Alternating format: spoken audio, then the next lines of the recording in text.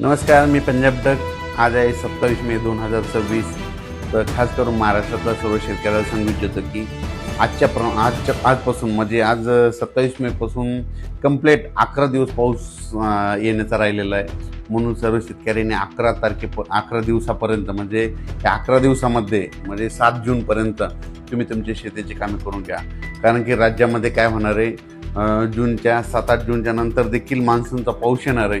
पण त्या अगोदरच काय होणार आहे की तुम्हाला एक सांगू इच्छितो की 31 मे पासून राज्यामध्ये काय होणार आहे, 31 मे पासून ते 7 जूनपर्यंत म्हणजे महाराष्ट्रामध्ये पूर्व विदर्भ, पश्चिम विदर्भ, दक्षिण महाराष्ट्र, उत्तर महाराष्ट्र, कोकणपट्टी, खानदेश, मराठवाडा या विभागामध्ये काय होणार आहे, 31 मे पासून ते 5-6 जूनपर्यंत दररोज वेगवेगळ्या भागात चांगला जोराचा पाऊस पडणार आहे. काही काही ठिकाणी ओढे नाले वाहणारा पडणार आहे, काही काही ठिकाणी रिमझिम पडेल, काही काही ठिकाणी विजेच्या कडकाचा पण जिल्ह्यात मात्र खूप ठिकाणी पावसाची हजेरी लावणार आहे. म्हणून हा अंदाज सर्व शेतकऱ्यांनी लक्षात येतात म्हणजे 6 जूनपर्यंत.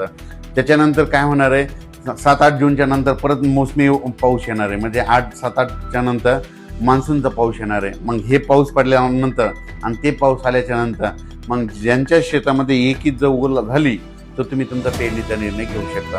कारण की राज्यामध्ये यावर्षी म्हणजे हे 2026 खूप चांगलं असं मान्सूनसाठी पोषक वातावरण आहे. नसतं इतकं पोषक वातावरण नसतं. पाऊस एकदा येतो लगेच पुन्हा निघून जातो, पुन्हा येतच नाही. पण यावेळेस काय होईल की जून लागतात म्हणजे 31 मे पासूनच काय होणार आहे, बऱ्याच ठिकाणी पूर्व मोसमी कुठं मान्सूनचा पाऊस बऱ्याच ठिकाणी काय होणार, मान्सून पूर्व पाऊस दाखल होणार आहे. काही काही ठिकाणी असं वाटेल की तुम्हाला पेरणी करावं इतकं काय, असं म्हणजे तुम्ही संभ्रम अवस्थेत पडता. म्हणून हे देखील तुम्ही सर्व शेतकऱ्यांना लक्षात. माझी सगळ्यांना विनंती आहे, तुम्ही काय करा, आजच्यानं कंप्लीट 27 मे पासून आजपासून कंप्लीट 11 दिवसा पाऊस आलेला आहे. शेतीची मशागत करून घ्या. म्हणून हे अंदाज सर्व शेतकऱ्यांना लक्षात येतात. त्याच्यानंतर आज 27 मे पासून देखील ना राज्यामध्ये 27, 28, 29, 30च्या दरम्यान देखील राज्यामध्ये विखुरलेल्या स्वरूपात वेगवेगळ्या भागात पाऊस पडणार आहे. हे सर्व अवकाळी पाऊस असतो, सगळीकडे पडत नसतो, पण विखुरलेल्या स्वरूपाचा हे आणखीन 30 मे पर्यंत असाच अवकाळी पाऊस आहे. म्हणून हे देखील लक्षात येतं. पण 31च्या नंतर 31 मे ते 1, 2, 3, 4, 5 जूनपर्यंत बऱ्याच ठिकाणी चांगला पूर्वमोसमी पाऊस बरसणार आहे. म्हणून हे देखील लक्षात यायचं. आणि त्यानंतर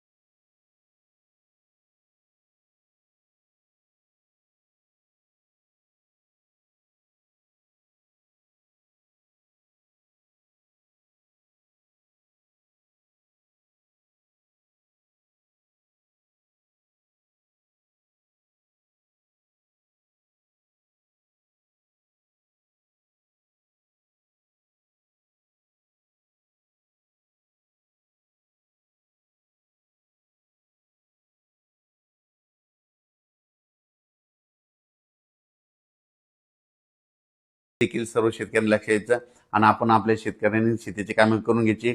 तेलंगणातल्या सर्व शेतकऱ्याला सांगू इच्छितो की तुमच्याकडे देखील मान्सूनचा पाऊस खूप चांगला जोरदार बरसणार आहे. म्हणून तुम्ही तुमची शेतीची कामे करून घ्या. त्याच्यानंतर आंध्र प्रदेश आणि कर्नाटकच्या शेतकऱ्याला सांगू इच्छितो तुमच्याकडे देखील खूप जोराचा पाऊस पडणार आहे. म्हणून तुम्ही शेतीची कामे करून घ्या. पण राज्यात मात्र 1 जूनच्या नंतर चांगलं पावसाळी वातावरण तयार होणार आहे. पावसाळी वातावरण तयार झाल्याच्या नंतर आपल्यालाच कळतं पेरणी म्हणजे जमिनीमध्ये ओल गेल्याच्या नंतर पेरणी करायची का नाही हे तुम्ही तुमचं ठरवायचं असतं. हे देखील सर्व शेतकऱ्यांना लक्षात यायचं. पण राज्यात मात्र मोसमी पावसासाठी मान्सूनसाठी खूप पोषक वातावरण आहे म्हणून हे देखील सर्व शेतकऱ्यांना लक्षात यायचं. तर हे जे अंदाज दिलेला आहे हे मी दिलेला आहे पोखरा या ठिकाणाहून. या पोखराहून आज आम्ही गोरखपूरकडे आपल्या पर्याकडे जाणार आहेत आणि त्या ठिकाणी परत उद्या त्याला आणखीन एक अंदाज देणार. नंतर दररोजचे दररोज अपडेट दिले जातील आणि शेतकऱ्याला मात्र यावर्षी पेरणीसाठी योग्य नियोजन कसं होईल, शेतकऱ्याच्या पेरण्या कशा होतील याचा सविस्तर अंदाज दिला जाईल. धन्यवाद.